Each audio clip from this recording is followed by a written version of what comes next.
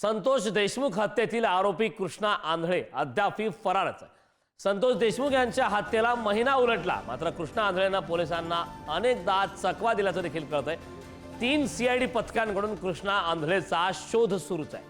कृष्णा आंधळे कर्नाटकात असल्याचा संशय वर्तवण्यात आला आहे।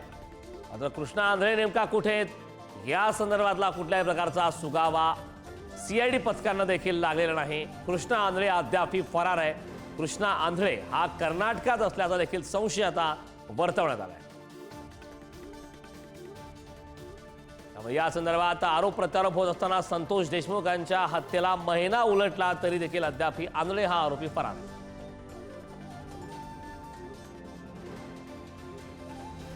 संतोष देशमुख हत्येतील आरोपी कृष्णा आंधळे अद्यापही फरार आहे। खरं तर या संदर्भात राजकीय नेत्यांच्या देखील मोठ्या प्रमाणात प्रतिक्रिया आल्या आहेत। खरं तर काल संतोष देशमुख यांच्या कुटुंबियांनी देवेंद्र फडणवीसांची भेट घेतली आणि या दरम्यान आरोपींना कारवाई करण्यात यावी अशा प्रकारची मागणी केली। मात्र अद्यापही 3 सीआयडी पथकांकडून कृष्णा आंधळेचा तपास सुरू असताना देखील शोधमोहीम सुरू असताना कृष्णा आंधळे मात्र अद्यापही फरार आहे। त्यामुळे कृष्णा आंधळे हा कर्नाटकात असल्याचे देखील चर्चा सुरू आहेत। त्या प्रकारचा संशय व्यक्त करण्यात येतोय।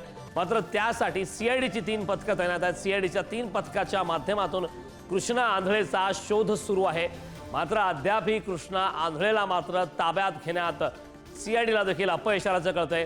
त्यामुळे आगामी काळात या संदर्भात सीआयडी पथकाच्या माध्यमातून पोलीस प्रशासनाच्या माध्यमातून कुठल्या प्रकारची कारवाई करण्यात येते, कृष्णा आंधळे नेमका पोलिसांच्या ताब्यात केव्हा येतो हे पाहणं महत्त्वाचं आहे। मात्र तुर्तास तरी अद्यापही कृष्णा आंधळे हा फरार आहे आणि तो कर्नाटकात असल्याचे देखील संशय व्यक्त करण्यात येतो।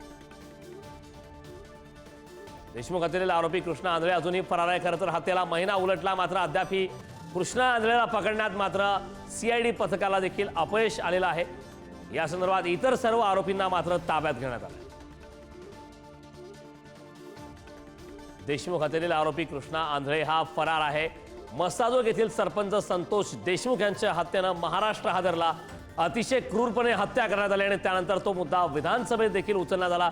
त्या ठिकाणी देखील मोठ्या प्रमाणात गदारोळ पाहायला मिळाला। मात्र अद्यापही आरोपी आंधळे हा फरार आहे।